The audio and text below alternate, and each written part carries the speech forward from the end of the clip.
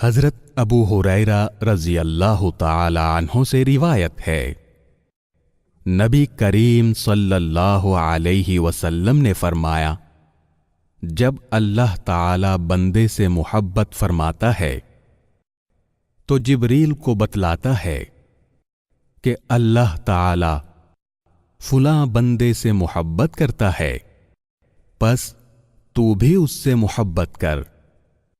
پس جبریل علیہ السلام بھی اس سے محبت کرنے لگ جاتے ہیں۔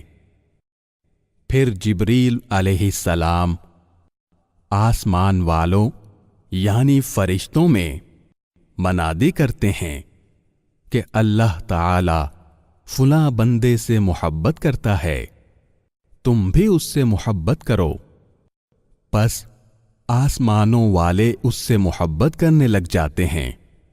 پھر اس شخص کے لیے زمین میں بھی قبولیت رکھتی جاتی ہے۔ اسے امام بخاری اور امام مسلم نے روایت کیا ہے۔